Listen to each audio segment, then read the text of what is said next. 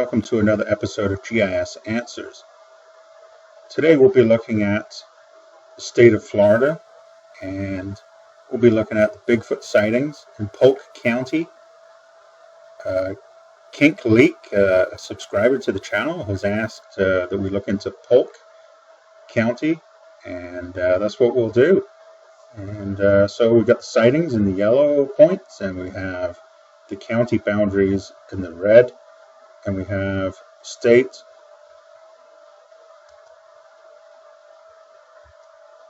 sorry about that, we got state parks, we've got national parks, regional parks, county, and local parks, as well as national and state forests in green. So let's zoom in. Polk County.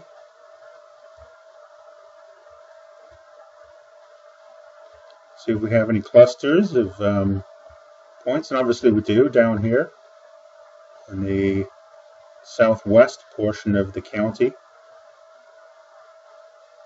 And we'll get right into some of these points, and what we'll do is we'll look at some Class A sightings and refer back to the BFRO website and get more detail. So we've got one down here south of Mulberry. Multiple witness motorist sighting in daylight at the edge of the Alafaya River. Not sure how to pronounce that. Alafaya River. January 1978. So we're going to go Florida. This is the BFRO website. To go to Florida, Polk County. And January 1978, a Class A sighting, multiple witness motorist sighting in daylight at the edge of the Alafaya River.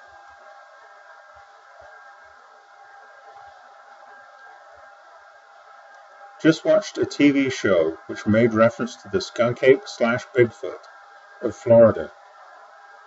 As I've seen one, I was interested in learning if other sightings had occurred in the same area. While searching for this info, I came across your website. Even though my sighting was 30 years ago, I remember every detail as if it were yesterday.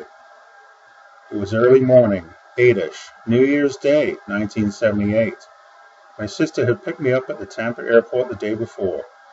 I was home on leave from the Army.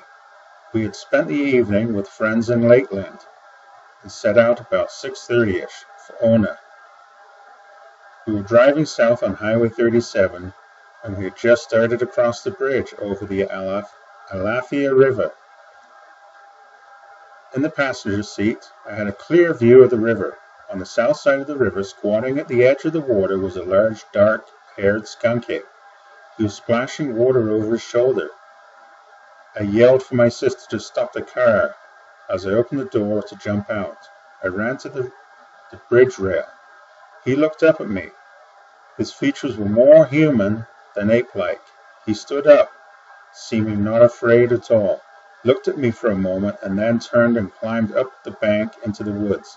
My sister saw him as he entered the woods, and she was concerned he would come onto the road after us, so we returned to the car and left. He was big, well over 6 feet.